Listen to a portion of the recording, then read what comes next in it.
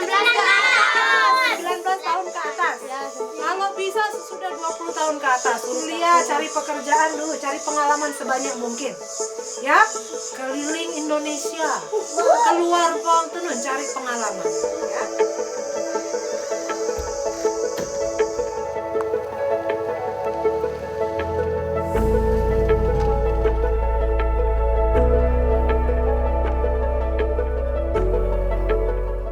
Di sini sama Kak Ilsa kita diajarin banyak hal, gimana kita menjaga diri, gimana caranya kita tuh tidak terjerumus sama pernikahan dini. Kita sebagai perempuan jangan kayak kemakan sama omongan banyak laki-laki yang kayak ngomongin nikah dulu gitu.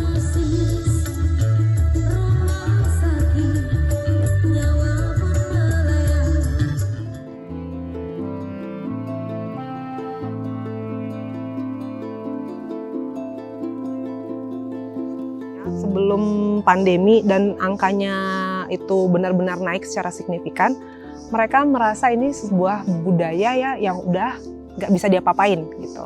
Tapi ketika angkanya mulai naik, mereka sadar ini sesuatu yang penting dan mereka nggak mau anak-anak mereka seperti anak-anak yang udah menikah, itu mereka mulai terbuka.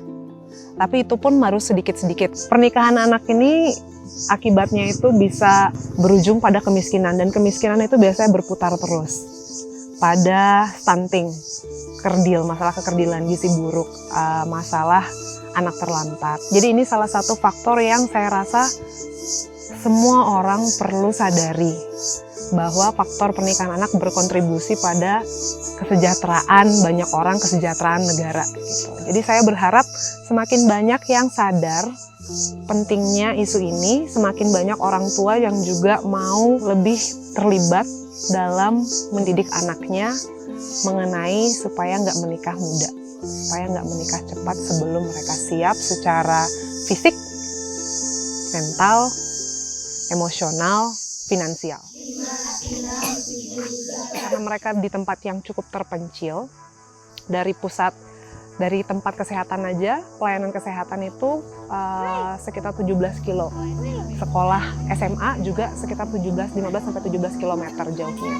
Belum lagi ke kota gitu ya, pusat informasi, berbagai macam profesi itu jauh dari mereka. Nggak ada kegiatan positif di desa. Nah, itu yang membuat mereka berpikir pacaran nikah. Habis itu ada faktor budaya juga. Jadi faktor-faktor masalah ini, akar-akar masalah inilah yang kita formulasikan menjadi kegiatan.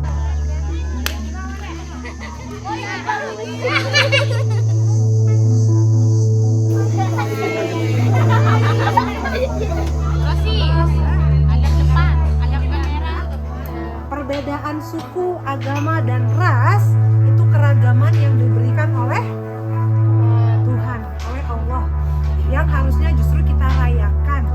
Senang banget diajarin sama Kak Ilsa, karena kan banyak banget pelajaran-pelajaran atau nilai-nilai yang bisa diaplikasiin di kehidupannya kita.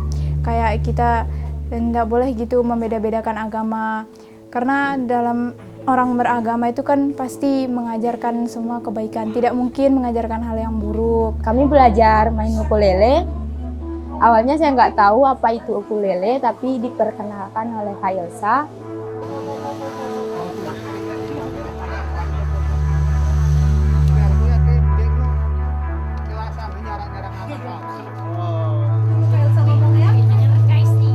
Ada dua kelompok yang bertanding.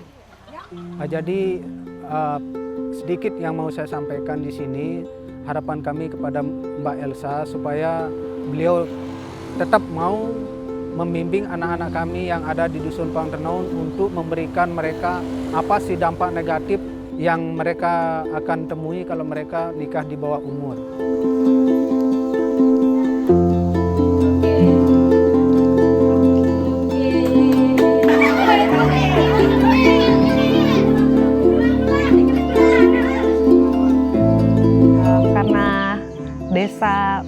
Perangkat desa nggak mau kena pidana, itu sebuah ya itu peraturan kan, tapi pada kenyataannya di masyarakat terjadi, jadi mau nggak mau ya ada kesan bahwa nggak bisa diekspos. Karena kalau terekspos dan dia terekspos membantu bisa kena pidana.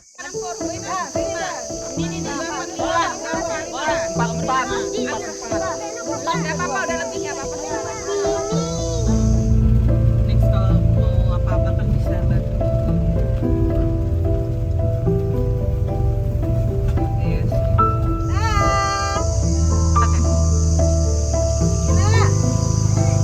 Sesudah ada komunitas lain, dusun lain yang minta dengan jumlah anak 70-an, saya merasa bahwa nggak mungkin saya bisa lakukan ini sendiri secara sustainable. Jadi saya mulai ngajak relawan-relawan lain. Ada satu teman saya yang setiap minggu dia ikut datang, namanya Sheila, fokusnya di olahraga, bola dan bulu tangkis. Habis itu saya juga mulai kerjasama dengan ada yayasan namanya Inspire Indonesia. Mereka pakai platform sepak bola untuk mengembangkan karakter anak. Ya sering kalian juga nggak punya masa depan, nggak punya cita-cita, sering juga kalian mikir, aku nggak bisa, aku nggak mampu. Bagaimana bola kalian? Akan hilang. Siapa yang bikin hilang? Kalian sendiri atau orang lain? Orang lain. Bisa juga kalian sendiri. Benar apa tidak? Benar. Ya. Hah? Kenapa? Karena kita hilang apa tadi nih? Harapan. Hilang harapan ya. Alas kopi. Ini teko, ini buat manasin. Terus standarnya ini harus dibersihin kiri kanan di setiap sudut-sudutnya dibersihin. Siapa yang sering ikut sama orang tua untuk panen kopi? Wow, semuanya. Bukan dulu.